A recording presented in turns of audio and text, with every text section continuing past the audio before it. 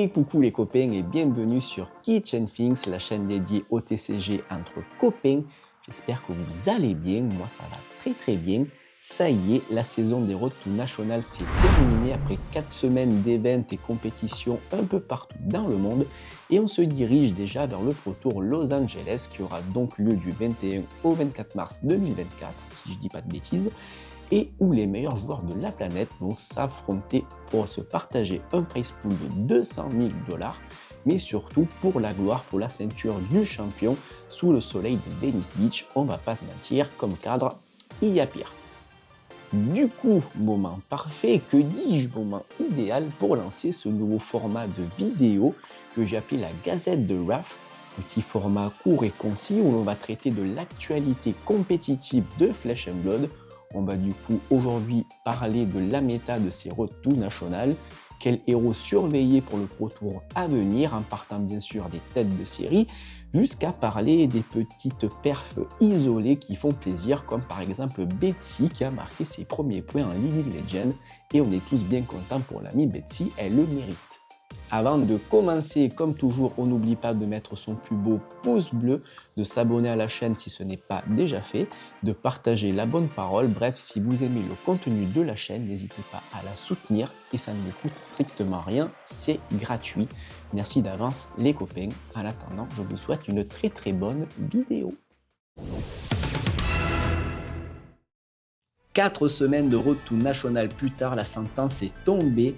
Et oui, 2 héros sortent du lot par rapport aux autres. Je parle bien entendu de Dromai, la reine de ces Road to National avec pas moins de 37 succès sur la saison, suivi de très près par notre infirme favori, notre ami Kaio qui compte lui 35 succès. Et ça me fait plaisir, ayant moi-même misé sur le héros depuis son reveal. Imaginez s'il avait encore ses 2 bras, ce qu'il aurait pu faire ce bougre.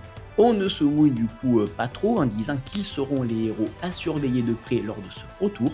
Dromai est déjà bien connu et implanté dans la méta compétitive du jeu. Quant à l'agression mise par Kaio grâce aux jetons Agility et Might, ses gros tours sous Castbone, ses Bloodrush Below, ajoutés à des cartes à 6 plus situationnelles comme Command & Conquer, Humble ou même Amnesia, en font un nouveau prétendant au titre, en font un deck capable de battre n'importe qui. D'ailleurs, de nombreux decks Kaio, comme la liste de Vilteravainen, se sont adaptés au fil de cette saison de Road to National avec des Beaten Trackers et Heart & Cross Trap, histoire d'aller encore plus vite et anéantir le plus rapidement possible les héros comme Kano, qui ont bénéficié récemment d'un regain de popularité, on va dire. Autre menace du format qui se montre impitoyable quand on ne le respecte pas, avec pas moins de 23 succès sur ces Road to National. Sortez vos Arcane Barrière et autres Oasis Respite en vue du Pro Tour, je vous le dis les gars. Moins victorieuse mais tout autant à surveiller au vu de sa présence lors des top 8, je parle de Kasai ou Kasui pour les intimes. Pas encore de consensus sur The List parfaite, le héros étant assez versatile avec des decks orientés agressifs, comme d'autres plutôt grindy. Certains se permettent même des sucreries comme un exemplaire de Sidious Secrets lors du Battle Arden Philadelphia. Sa capacité à recycler les cartes rouges et jaunes de son cimetière en value en font une menace récurrente. Elle reste quand même la warrior la plus victorieuse avec 20 victoires dans ses Road to National devant un certain Boltyn. Attention que d'ici le Pro Tour, quelqu'un ne trouve pas la recette parfaite pour amener notre vengeresse préférée au sommet, au top du hip-hop de Los Angeles. Ça me fend le cœur, mais Victor Goldmane, cet affreux personnage, est le guardian de ces Road to National avec pas moins de 28 succès, juste derrière le duo imprenable Dromai-Kaio. La vibe Heavy Hitter semble avoir bien pris, mais attention toutefois au OG, l'original Guardian. Je parle bien entendu de Bravo, avec pas moins de 20 succès sur la saison. Son gameplay en lui-même n'a pas vraiment changé, mais Heavy Hitters lui a apporté des petits ups, notamment les Gauntlets of Iron Will dans les match-ups qui aiment booster leurs attaques, lui donnant un petit matelas de sécurité, ainsi que Thump, autre carte bleue avec 6 de patates, de quoi rendre plus consistante des cartes comme Rouse the Ancient et Zealous Belting. Certains joueurs jouent le héros depuis le début, ce qui apporte une certaine maîtrise du deck et du héros.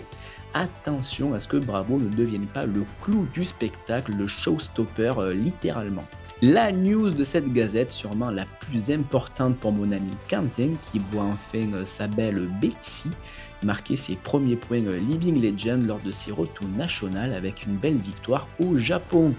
Dans Magic, les Japonais étaient réputés pour perfer avec des listes parfois farfelues. La logique va-t-elle s'appliquer pour Flesh and Blood aussi? On verra bien, mais en attendant, c'est une decklist très défensive avec Rampart of the Ram's Head, Withstand et pas moins de 7 copies de Staunch Response qui nous est proposée. Bon courage pour passer au travers.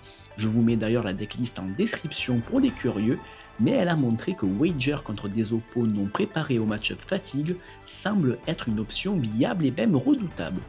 Deuxième surprise pour les joueurs qui aiment aller vite et qui fera cette fois plaisir à mon ami Vivien qui a investi dans Bright Lights, c'est le succès de Dash.io.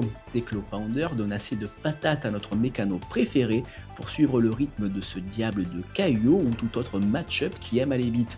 Hyper Scrappler, associé à Convection Amplifier, sont une inclusion géniale dans les match-ups qui veulent traîner un peu plus longtemps. De quoi clore la game en recyclant nos objets cumulés tout le long de la partie en un gros finisher qui a dominate. Méfiez-vous bien évidemment aussi des héros qui sont déjà installés dans la méta depuis un petit moment. Les valeurs sûres qui ont toujours leur mot à dire, je pense à Katsu qui compte lui pas moins de 23 succès sur ses retours nationales, autre deck aggro d'ailleurs, mais aussi les Azalea ou même Usuri qui a encore perfé tout récemment. Dromai reste certes la reine du format, Brut et Gardien tirent leur épingle du jeu grâce à Heavy Hitters, mais attention à cette méta riche et diversifiée qui promet de bien belles choses pour ce Pro Tour à venir. En attendant les copains, je vous dis à bientôt dans la Gazette de Raph. Bisous bisous, ciao ciao.